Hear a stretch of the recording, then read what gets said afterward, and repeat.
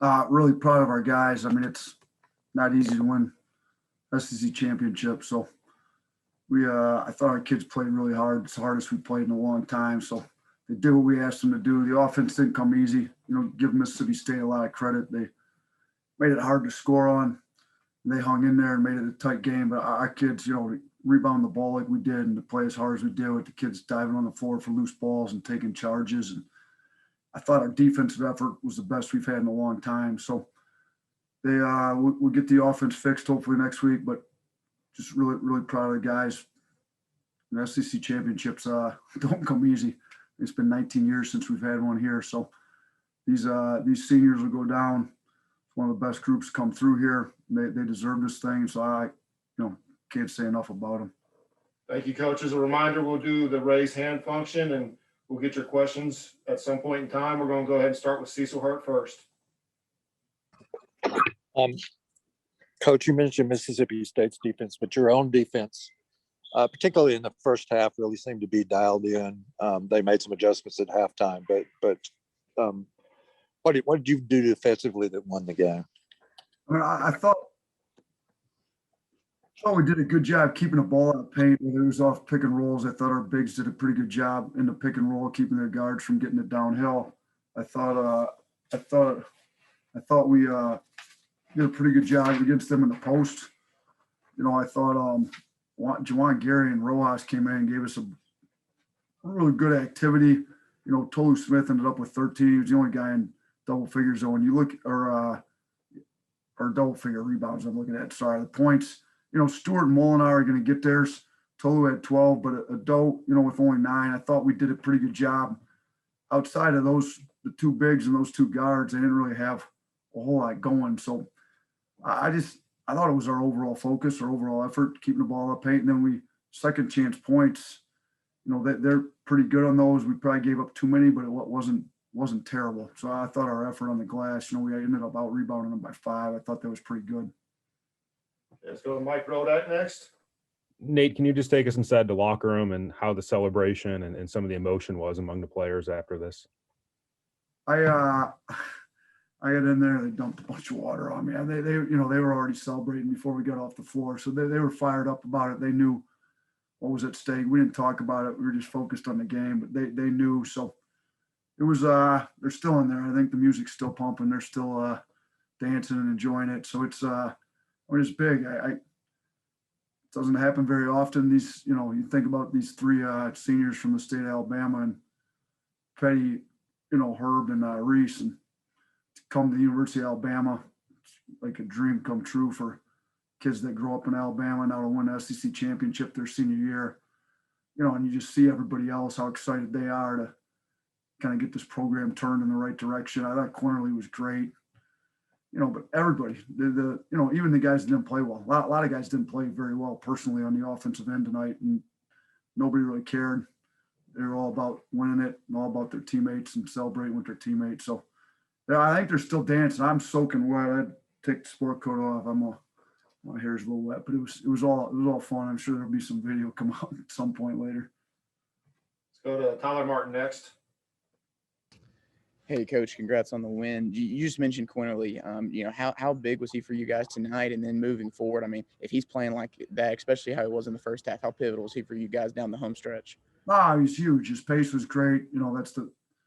That's the best I think I've seen him play. And I think part of it was, he took a charge, he dove on the floor for a loose ball, he got deflections, like he was playing harder. So when your effort's that hard on defense, and then, his speed and his skill level and him getting downhill, I mean, he's a lot to deal with, in transition, and we want to play fast, and he's pushing the ball hard. I don't know how many games in a row this is for him, but the last time he shot less than 50% from 3, it's been a long time. He's he was 3 of 6 again from 3, and he's been at 50% or higher for a ton of games in a row here. So not only is he playing fast, getting downhill, getting the ball in the paint, he's also shooting the ball really well. Joey Blackwell, you're next. Hey, Coach. 2 years ago, Alabama finished the season with a loss to an 8 seed in NIT in Norfolk State. Less than 2 calendar years later, now you guys are SEC champions since you came here. What does that say about the seniors like Herb Jones and John Petty and Alex Reese and their commitment to this program despite all the changes and their opportunity to transfer right before you got here? Yeah, I mean, that's what I keep talking about with those seniors. It's just,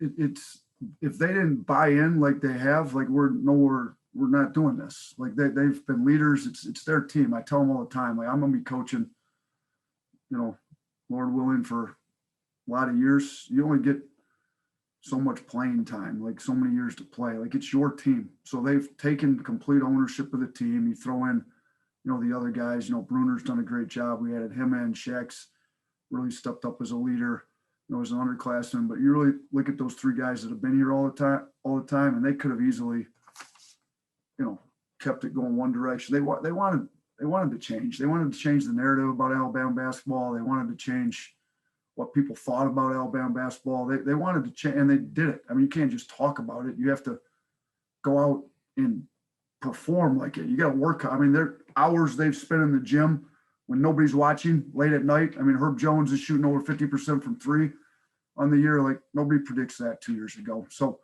their work outside of the required stuff, their leadership every day, how hard they play in practice, them getting the team. And if you saw it, I mean, if you watched the game live, they're huddling the team up every chance they get.